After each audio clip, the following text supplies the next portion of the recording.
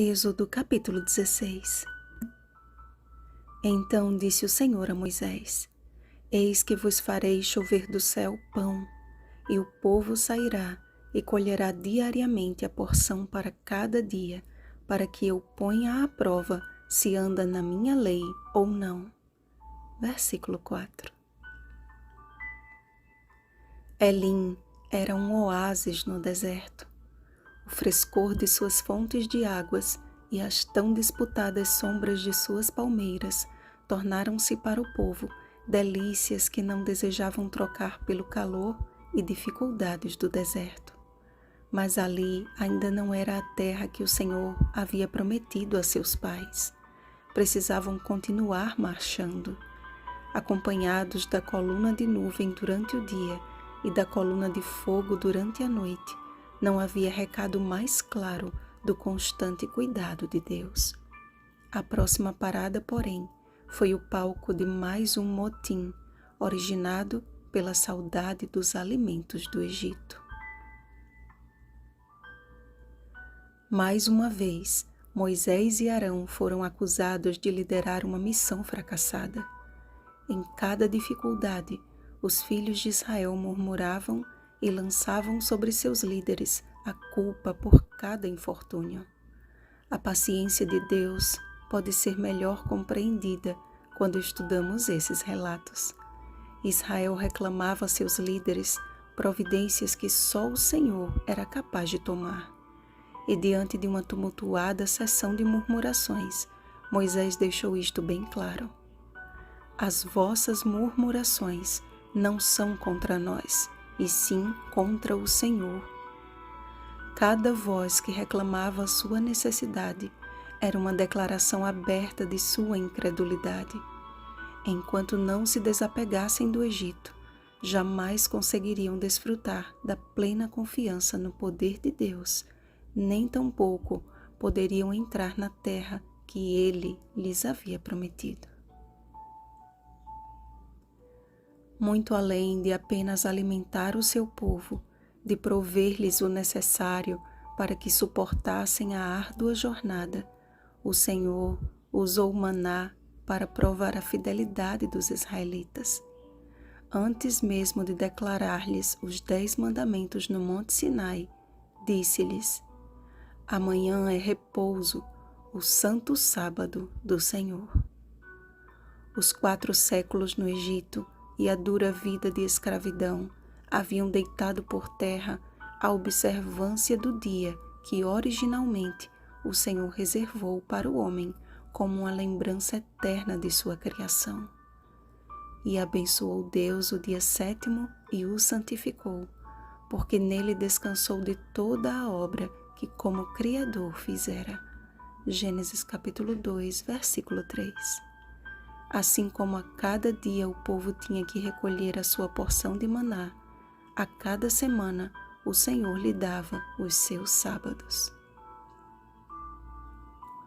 O profeta Ezequiel escreveu sobre o resultado do apego do povo às coisas do Egito. Mas a casa de Israel se rebelou contra mim no deserto, não andando nos meus estatutos e rejeitando os meus juízos, os quais, cumprindo-os o homem, viverá por eles, e profanaram grandemente os meus sábados. Então eu disse que derramaria sobre eles o meu furor no deserto para os consumir. Ezequiel capítulo 20, versículo 13. Semelhante a Israel, também estamos em jornada à terra prometida. Israel passou pelas águas e foi levado ao deserto. Jesus foi batizado nas águas e levado ao deserto. Mateus capítulo 3 e capítulo 4. Diversas teorias e doutrinas religiosas têm pregado mundo afora um evangelho ornamentado por falsos ensinos. E o discurso de prosperidade e de conforto continua arrebanhando multidões famintas que têm buscado a saciedade no lugar errado. Há uma porção do pão do céu sendo derramada sobre o povo de Deus a cada dia. São filhos do reino que, à semelhança do eunuco etíope na estrada de Jerusalém a Gaza, Atos capítulo 8, versículo 26, esperam por alguém que lhes responda ao questionamento: que é isto? Como Moisés atuais, fomos chamados pelo Senhor para uma obra que requer de nós uma íntima comunhão com Ele e com Sua palavra. Deus não requer de ninguém algo além do que possa discernir. Nem todos são teólogos ou doutores da lei. Em seu ministério, Cristo tinha em sua companhia leigos, pescadores, coletores de impostos e mulheres. Cada qual desfrutava do pão da vida conforme a sua necessidade pessoal. Mas a verdade nunca pôde e nunca poderá ser desmerecida à simples estatura do ponto de vista humano.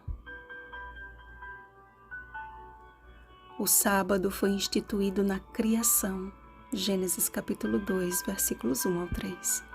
Foi escrito pelo dedo de Deus em tábuas de pedra, Êxodo capítulo 31, versículo 18. Foi observado por Cristo, Lucas capítulo 4, versículo 16, pelos discípulos e as mulheres, Lucas capítulo 23, versículo 56, como também pelo apóstolo Paulo, Atos capítulo 17, versículo 2. O profeta Isaías escreveu que na eternidade os salvos continuarão adorando ao Senhor de um sábado a outro, Isaías capítulo 66, versículo 23. O sábado é o clímax da gratidão, é o Elim de Deus para nos aliviar das tensões dos desertos deste mundo. Todo verdadeiro adorador deve compreender isto e desfrutar do dia que o Senhor fez por causa do homem, Marcos capítulo 2, versículo 27. E em cada semana de dificuldades, Deus nos concede um dia de oásis. Aceite este presente dado a você pelo Criador, e o sábado não será um dia de sair para colher, mas de desfrutar da bênção dobrada da perfeita provisão divina. Vigiemos e oremos. Uma feliz semana, agraciados pelo santo e abençoado repouso de Deus. Rosana Garcia Barros.